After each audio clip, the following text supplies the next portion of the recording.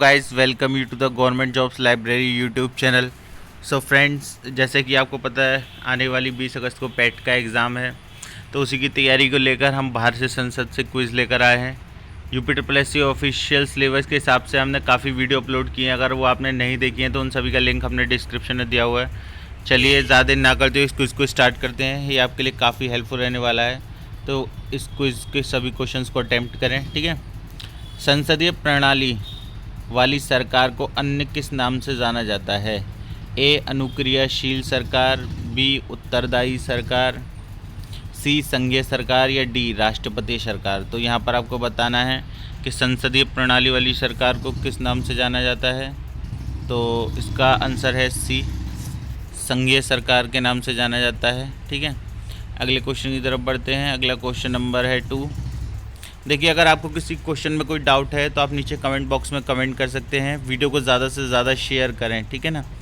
भारतीय राजनीतिक व्यवस्था में कार्यपालिका डैश के अधीन रहकर कार्य करती है।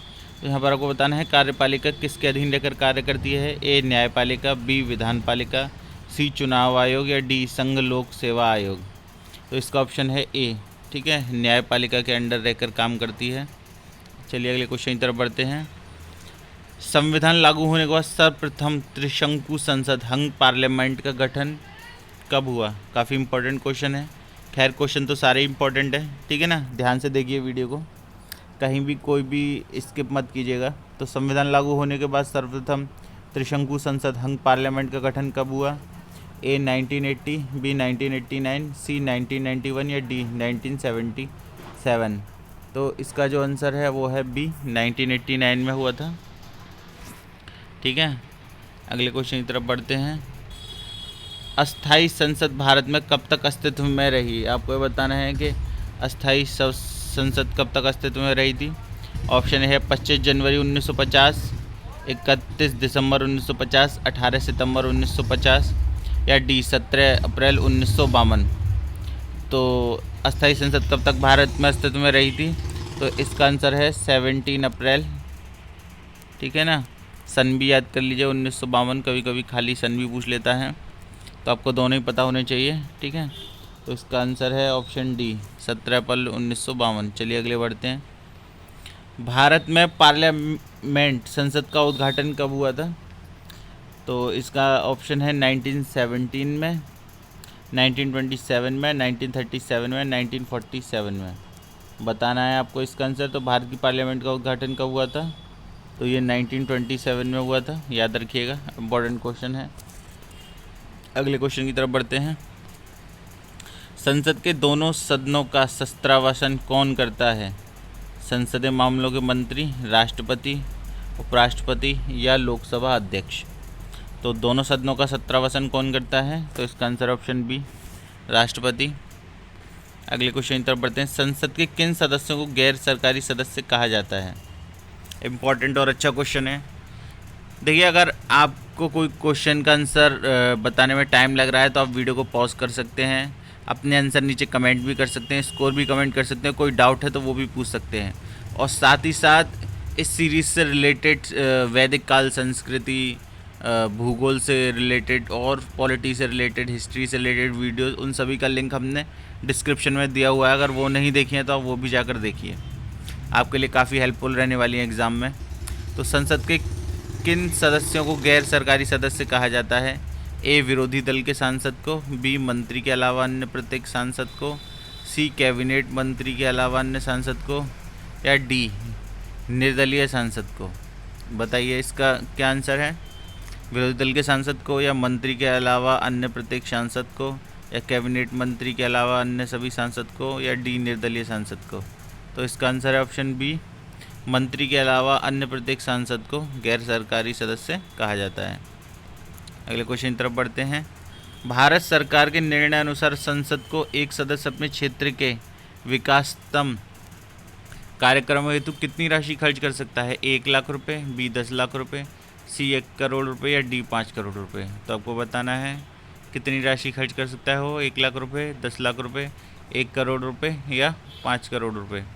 तो इसका सही आंसर है डी, ऑप्शन डी, 5 करोड़ रुपये खर्च कर सकता है।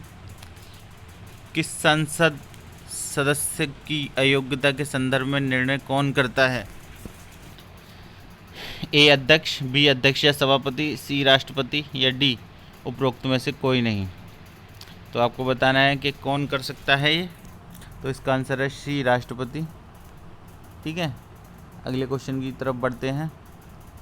भारत की संचित निधि में धन निर्गम पर किसका नियंत्रण है? ए महानियंत्रक एवं महालेखा परीक्षक, जिसे इंग्लिश में कैग भी कहा जाता है। ठीक है, भारत के वित्त मंत्री, अधिकृत मंत्री या डी सांसद।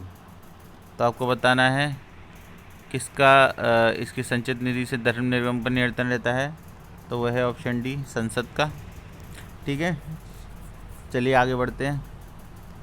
अगला क्वेश्चन है साधारण विधेयक से संबंधित। देखिए, वीडियो कहीं भी बीच में स्किप मत कीजिएगा, क्योंकि सारे क्वेश्चन इम्पोर्टेंट हैं। ठीक है, एग्ज़ाम पॉइंट ऑफ व्यू से लिए गए हैं इस वीडियो में, तो वीडियो को कहीं भी मिस मत कीजिएगा बीच में। साधारण विधेयक से संबंधित गतिरोध को दूर करने के लिए संसद के दोनों सदनों की बैठक कौन बुलाता है? राष्ट्रपति, मंत्रिपरिषद, लोकसभा अध्यक्ष, राज्यसभा का सभापति। तो ये सबको पता होगा, राष्ट्रपति बुलाता है। लोकसभा व राज्यसभा की, दूसरे क्वेश्चन की तरफ बढ़ते हैं। लोकसभा व राज्यसभा की संयुक्त बैठक कब होती है? राष्ट्रपति जब बुलाए, लोकसभा या राज्यसभा के मतभेद होने पर, सी संसद का शस्त्रशु होने पर, या डी इनमें से कोई नहीं। देखिए, बहुत से लोग यहाँ पर ये लगा देंगे कि जी जब संसद को दोनों सदनों की जो बैठक है वो राष्ट्रपति बुलाता है, तो शायद जब राष्ट्रपति बुलाए तब, पर ऐसा नहीं है। ये जब होता है जब लोकसभा या राज्यसभा में मतभेद होता है। ठीक है, अगले क्वेश्चन की तरफ बढ़ते हैं। संसद के दोनों सदनों के साथ साथ बैठने पर निम्न होता है: भारत के उपराष्ट्रपति का चुनाव, संविधान संशोधन बिल को स्वीकार करना। देखिए, संविधान का संशोधन किसके थ्रू होता है? आर्टिकल 368, ये याद रखिएगा, इम्पोर्टेंट है। ठीक है, अगले क्वेश्चन क्या है? सी, एक बिल जिस पर दोनों सदन सहमत ना हो उस पर विचार करना, उस पास होना। तो यहाँ पर डी, भारत के राष्ट्रपति को चुनाव। तो ये है सी। ठीक है, एक बिल जिस पर दोनों सदन सहमत ना हो उस पर विचार करना और पास होना। अगले क्वेश्चन की तरफ बढ़ते हैं। यदि किसी सामान्य विधेयक पर राज्यसभा और लोकसभा के बीच गतिरोध आता है तो उसका समाधान कौन करता है? ए राष्ट्रपति, बी मंत्रिपरिषद, संसद का संयुक्त सत्र, या डी उच्चतम न्यायालय। तो आपको यहाँ पर बताना है कि सामान्य विधेयक पर राज्यसभा और लोकसभा के बीच गतिरोध आता है तो उसका समाधान कौन करता है? संसद का संयुक्त सत्र। ऑप्शन सी हो जाएगा इसका। स्वतंत्र भारत की संसदीय, अगला क्वेश्चन है क्वेश्चन नंबर 5। स्वतंत्र भारत के संसदीय इतिहास में अभी तक कितनी बार संयुक्त बैठक बुलाई गई है? 2 बार, 4 बार, 3 बार या 5 बार? आपको आंसर कमेंट करना है। तो बताइए, 2 बार, 4 बार, 3 बार या 5 बार? तो अब तक 3 बार ये बैठक बुलाई जा चुकी है। अगले क्वेश्चन की तरफ बढ़ते हैं। क्या राष्ट्रपति या उपराष्ट्रपति कभी संयुक्त अधिवेशन की अध्यक्षता करते हैं? हाँ, कभी नहीं, यदि संसद ऐसा चाहे, या इनमें से कोई नहीं। तो आपको बताना है क्या राष्ट्रपति या उपराष्ट्रपति कभी संयुक्त अधिवेशन की अध्यक्षता करते हैं? कभी नहीं, इसका ऑप्शन बी है। अगले क्वेश्चन की तरफ बढ़ते हैं। संसद के दोनों सदनों के संयुक्त अधिवेशन की अध्यक्षता कौन करता है? राष्ट्रपति, उपराष्ट्रपति, प्रधानमंत्री या लोकसभा अध्यक्ष? तो इसका आंसर है ऑप्शन डी, लोकसभा अध्यक्ष। देखिए, अगर पूछा जाए कौन बुलाता है तो राष्ट्रपति बुलाता है, और अध्यक्षता कौन करता है? तो वो लोकसभा अध्यक्ष करता है। ठीक है, कंफ्यूज नहीं होना है बिल्कुल भी।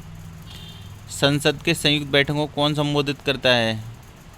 तो ए प्रधानमंत्री, बी स्पीकर, सी डिप्टी स्पीकर, या डी राष्ट्रपति? तो जैसे बताया था अभी, इसका ऑप्शन है डी, राष्ट्रपति।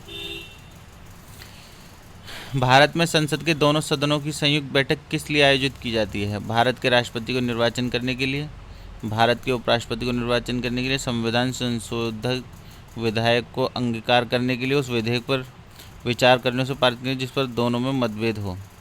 तो इसका आंसर ऑप्शन डी, जिस विधेयक पर दोनों में मतभेद हो उस पर चर्चा करने के लिए ये बुलाई जाती है बैठक। अगले क्वेश्चन की तरफ बढ़ते हैं। लास्ट क्वेश्चन है, संसद के संयुक्त अधिवेशन में विधेयक पारित होता है दोनों सदनों के कुल सदस्यों के सामान्य बहुमत द्वारा, दोनों सदस्यों के कुल सदस्यों के 2/3 बहुमत द्वारा, दोनों सदनों के उपस्थित तथा मतदाता सदस्यों के सामान्य बहुमत द्वारा, या डी दोनों सदनों के कुल उपस्थित तथा मतदाता सदस्यों के 2/3 बहुमत द्वारा? तो इसका आंसर बताइए, इसका आंसर क्या है? तो इसका जो आंसर है वो है ऑप्शन सी। ठीक है, दोनों सदनों के कुल उपस्थित तथा मतदाता सदस्यों के सामान्य बहुमत द्वारा।